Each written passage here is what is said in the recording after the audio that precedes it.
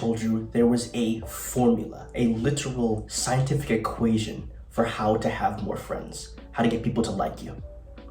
Sounds like I'm making it up, right? Well, in this video, I'm going to explain this simple, it's easy formula that I've been doing without even thinking, and I want to teach it to you after I learned it from the book, The Like Switch.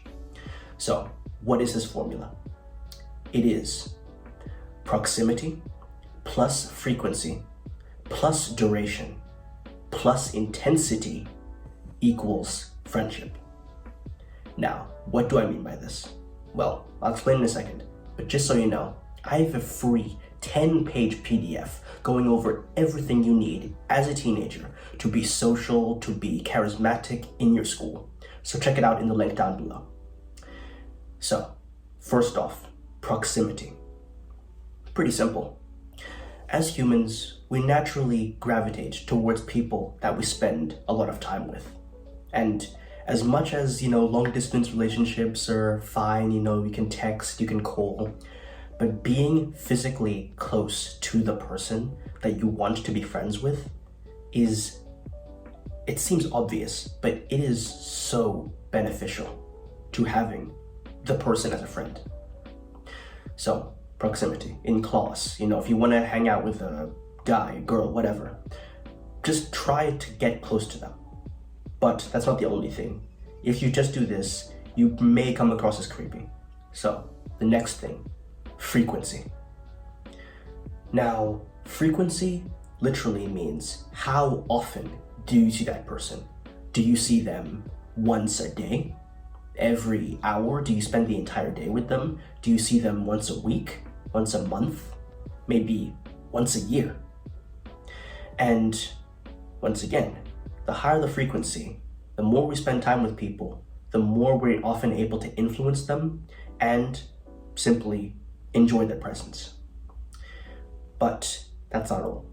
You see, there's another thing, duration. And duration and frequency kind of merge. They go hand in hand. Actually, no, not merge. They go hand in hand. You see, if you have a friendship or you spend time with a person often, like you see them daily, that's high frequency. But it probably means that the duration is low. You see, if maybe you see them every day, it may just be for 10 minutes, it may be for 50 minutes. But if you don't see them that often, let's say maybe once a month or just once a week, the duration is probably going to be a bit higher because you're naturally going to spend more time given that the scarcity of the situation is clear. So this is something that I'll explain in a later video about how to balance frequency and duration. But let's see, what would be fifth? No, that is not math. Fourth, yes. Fourth is, fourth, intensity. And intensity means, are you able to fulfill the person's psychological needs? So, obviously, most friendships are formed through mutual interest. It can be over some sort of game, movie, or just an emotional sense. You don't want to feel alone, so you hang out with somebody who makes you feel less alone. And if you were able to satisfy this emotional need for the person, then you will have an amazing friendship.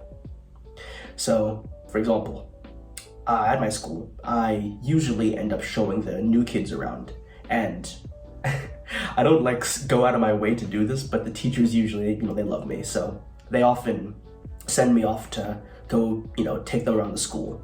And because they're new, they're usually looking for friends.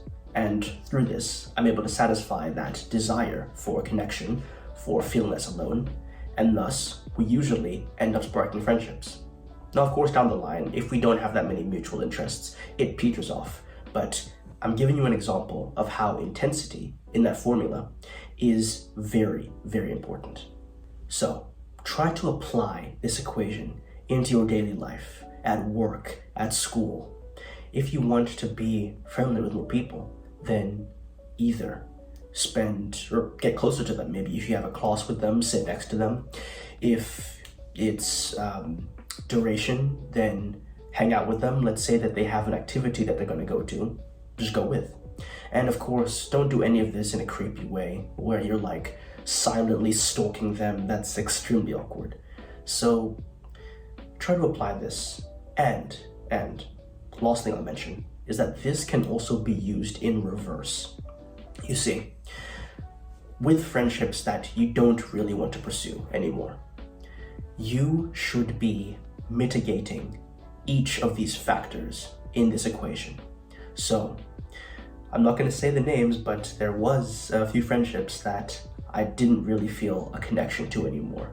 And so I started decreasing these factors. Proximity, we didn't share any classes together, so that was already a good, down low. Duration, I tried not to spend much time with them if we did come in contact with each other. Frequency, again, I also tried to decrease that because, I had no desire to spend time with them. And of course, intensity. When we did interact, I didn't really satisfy their desire for enjoyment. I was usually very quiet, very stationary, almost a robot. I would simply nod whenever they said something. And of course, over time, this led them to, finding someone else to get that intensity satisfaction from. So, I hope this was helpful. Hey, subscribe. Do that now. Okay. Hey, subscribe. Do that now. Anyway, I hope this was helpful. And if you want more videos like this, tell me or something like that. I don't know. All right. See ya. Oh, wait. I forgot the catchphrase. Take action, learn from failure. Yeah, that's right.